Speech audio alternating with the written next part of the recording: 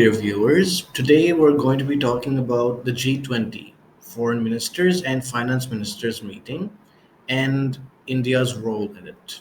Let's begin.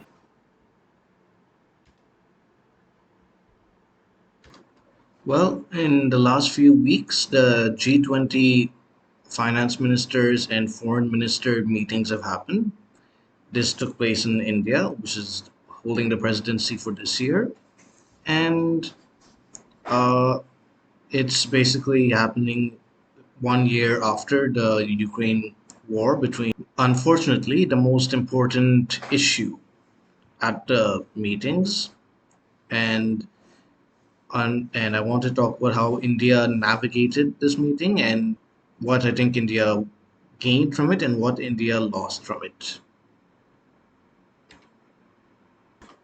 Um, in the meeting of the joint foreign ministers, no joint communique was issued, and instead, India, as the G20 president, issued a chair summary, which is basically the chair's own summary of the meeting. This was done not just for the foreign ministers meeting, but also the previous finance ministers meeting. The reason no joint communique was issued was because two paragraphs in the chair summary, which referenced the Ukraine conflict, were opposed by Russia and China. I will talk about these two paragraphs later. And so, External Affairs Minister S. J. Shankar had, in a press briefing Thursday, said it was significant that there was a consensus among member states on the bulk of issues that concerned the global south and developing countries. This is with reference to the supply chain problems caused by the war and before that on pandemic issues and climate change, etc., which affect developing countries and undeveloped poor countries. There was a considerable meeting of minds on these issues. These discussions included how to tackle issues like counterterrorism. There was a unanimous agreement from all member states out by India. So uh, it begins with saying that all the G20 finance ministers and central bank governors agreed to paragraphs 1, 2, and paragraphs 5 to 17 statement. And the reason for 3 and 4 being opposed, they were opposed by Russia and China. So, the reason why Russia and China opposed them, this hasn't been spoken about by the West. They're claiming that it's simply that this is a very open-ended paras, and Russia and China could have agreed to them, but they weren't very open-ended on the Russian Federation against Ukraine. So obviously Russia can't agree with this characterization of the conflict, and so it's understandable to me that they uh, opposed it. China, especially being a partner, strategic partner of Russia, not yet an ally, but at least a partner. And the fourth para says it is essential to uphold international law and a multilateral system that safeguards peace and stability. The use or threat of use of nuclear weapons is inadmissible. I think that Russia and China should have agreed to this. This doesn't mention either of those two countries and doesn't even talk about the Ukraine conflict. But the fact is that because it succeeds the previous para, which talks about the Ukraine conflict and blames Russia for it, it would be understood as referring to it. And if Russia were to agree to this, it would be in a way admitting that it has violated international law, although not directly. It could still uh, claim to not be admitting to it, but it would be a very technical differentiation. So yeah, I can understand why both these countries could not agree to these barras. Or the Ukraine issue, I'll talk about that later. Now, problems there are, India, under the Indian presidency, framework working group will be tasked to work on these scenarios and consequences and the impacts of food and energy insecurity. So the fact that the Indian presidency is pushing this grouping to work on these issues is commendable, and I'm glad that the rest of the G20 agreed to it. And they also talk about um, the need and urgency to recognize and address debt vulnerabilities in low and middle income countries. I'm sure that uh, this is coming from the Quad and, and especially India, which has been helping Sri Lanka deal with its debt crisis, which is largely due to China's uh, excessive and unsustainable loans given to Sri Lanka. But the fact that China agreed to this para shows that it too wants the debt situations for countries to be resolved. And I know that it blames the IMF and World Bank and other international institutions that it claims are biased to the West for these countries having debt problems. So it seems that this is an issue where both the Russia China bloc and the Western bloc can agree that there is a problem, but unfortunately they can't specify who was at fault. And talk about the United Nations Framework Convention on Climate Change and the Paris Agreement. They recall and reaffirm the commitment made by developed countries to the goal of mobilizing $100 billion in climate finance per year by 2020 and annually through 2025 to address the needs of developing countries. In principle, I agree with this that developed countries were the ones who caused climate change by excessively using fossil fuels. And so, developing countries, in order to not use fossil fuels and to use renewable clean energies, uh, the developed countries should help them make that transfer rather than mobilizing money. Some technology transfers were happening, deals and investments were being done. And just what Trump says that this is a way money is being wasted on countries. I fear that that might be true. That a lot of the developing countries that receive this money might not be using it for uh, in promoting the growth and use of renewable energy and might be using it for corruption. It doesn't mention here how they're going to audit and track that money. So that's a possibility. So yeah, I think that's a problem. But in principle, I agree with it. And so it finally ends with talking about the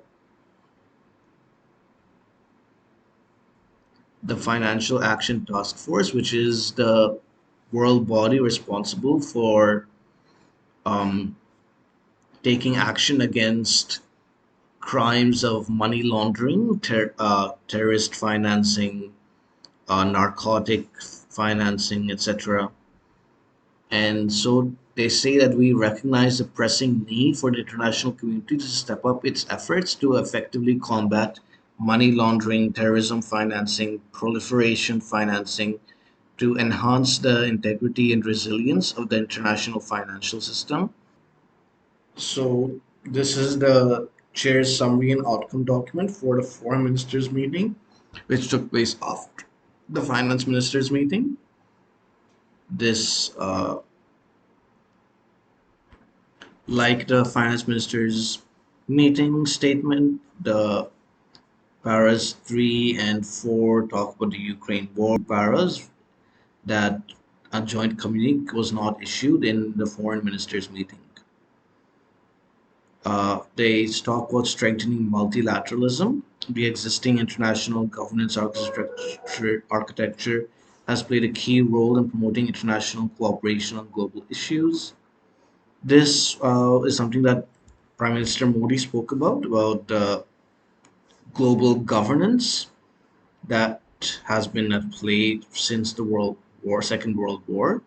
He says that it has failed to keep up with modern times, modern problems, and they refer to this how the global order has undergone dramatic changes since the Second World War due to economic growth and prosperity, decolonization, demographic dividends.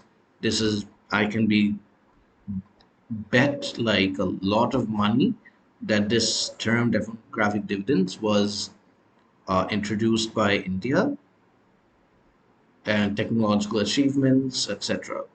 They support the United Nations declaration on the commemoration of the 75th anniversary, which reaffirmed that our challenges are interconnected and can only be addressed through reinvigorated multilateralism, reforms, and international cooperation. I agree with this. I don't support a global government, but there must be global cooperation between all countries, and I'm happy that they're still trying to work on it. Food and energy security. They say that they are deeply concerned by the challenges to global food security exacerbated by current conflicts and tensions. This is a good statement because it's not just the Ukraine conflict that's existing. There are other conflicts around the world that are causing food insecurity, which is so that's why Russia and China did not disagree with this para. Had the paras 3 and 4 had similar language, perhaps a joint communique could have been brought forward, should have been good for the G20. Unfortunately, the due to both Russia and the US, that couldn't happen. Both blame each other, and supply chains of both food and agricultural products, including fertilizers, should be kept reliable, open, and transparent. And yeah, I agree with all that. Influencing this, which is not good. No ideology should be influencing global meetings like this. They talk about climate change and biodiversity, which is a similar thing that they did in the finance statement. They also talk about the global health. They, as demonstrated by the COVID-19 pandemic, we are at a critical stage in global health. The threat of future pandemics is very real. I find this statement very alarming because generally pandemics are very rare. Before the COVID-19 pandemic, the last one was in 1960s, which was the Hong Kong or Asian flu. I'm not sure which one. So yeah, they don't happen very often. I don't know why they're saying that threat of future pandemic is very real, as if it could happen very soon. Yeah, just I think so-called conspiracy theorists know what I'm alluding to here. I can't talk more about it on YouTube. Strengthening key aspects of global health architecture with the leading and coordination role of the WHO, including our support for a process to negotiate and adopt a new pandemic instrument or accord, and amendments to the international health regulations, support for the pandemic fund, improving digital health, and working together is necessary. I agree with these that there needs to be changes made to international health regulations to make sure that they are better prepared for future pandemics, and that there it's good that there's a pandemic fund which will allow poorer countries to access them in case of a pandemic. They talk about promoting open, resilient, diversified, secure, efficient, and reliable global supply chains across the whole value chains related to health.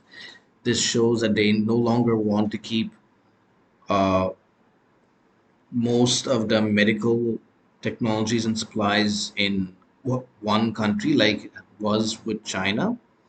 They want all the countries in the G20 want to be self-reliant in that matter. They haven't said that directly, but I think that's a subtext I can interpret from this point, which is something I agree with. So I must say that I'm okay and actually like most of the points in those statements. Uh, both the finance and the foreign ministers meeting were successful on most points, and I'm happy for that. That there's agreement in the most powerful countries in the world on the most basic issues like making sure there's enough supply of food around the world, that the economy should continue to grow and recover, that climate change is an issue and that they're working on it, and making sure that we're better prepared for a future pandemic.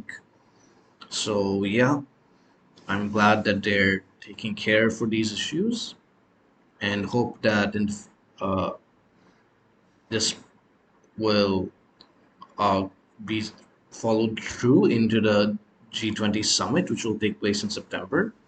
Hopefully, by then, uh, the issues that are preventing countries like the EU, and sorry, China and Russia from working together will be resolved. But I really doubt it. I think it's almost impossible. I think that their relationships could get worse, but it's possible that it could get better. Some European countries might become more friendly with Russia, might understand that Russia has security interests in Ukraine, that they can't allow NATO to enter Ukraine. Hungary's President Viktor Orban has spoken about this. And if that happens, then the US will be pressured to become more accommodating to Russia. And if Russia wins more battles in Ukraine, but it could pressure Ukraine to make some concessions to reduce the intensity of the conflict. But yeah, other than that, I don't see much improvement in the near future, at least not in the next 6 months. It'll take much longer than that for relations between the West and Russia to improve. And if China truly does get involved supporting Russia, then I fear that China too will be sanctioned, which will help India because it will weaken China, but it'll also hurt India because it'll hurt the global economy. So, yeah, uh, and I think about what India gained from this was that it came out as with an image of an honest broker, a country that's honestly trying to get countries to work together, that's focusing on taking care of developing countries, and both Russia and the US spoke positively about India, which shows that India's relations with them are good, that neither of them are going to pressure India to support their side, that they've accepted India's neutrality totally. And with India and China, there was a long discussion, I think about 40 minutes. And while there was no resolution or development out of that discussion, it's good that they did talk for so long. And I think that India will have used that meeting to uh, uh, continue to put forward its stand towards China and the fact that China's talking to India shows that it wants relations to improve, and I hope they do. Losses for India would be mainly that they couldn't get a joint communique. They just could not get Russia and the US to sit down and agree. I think they tried to use just diplomacy. There must have been a lot of back channel diplomacy between both countries. Blinken, uh, when met up with Lavrov to talk for 10 minutes, which was the first time they met since Russia's attack on Ukraine last year, which I think should be credited to Indian diplomacy. But that's the maximum India could do. I think when the G20 summit comes around, India will be more forceful and will try to pressure both countries to come out with a joint statement, because if the G20 summit it also fails to come out with a joint communique from all the 20 countries, it will make India look weak as a negotiator, which will be bad for India. So, my final thoughts are that I think that India has mostly gained from these two meetings, and I think and hope that when the summit comes around, India will do even better. Please give your feedback for this video in the comment section. If you want to see other videos about India and current events, click on this playlist. If you want to see my previous video, click here. If you want to see the sources I use for this video, click the links in the description below. Thank you for watching. Vande Mataram.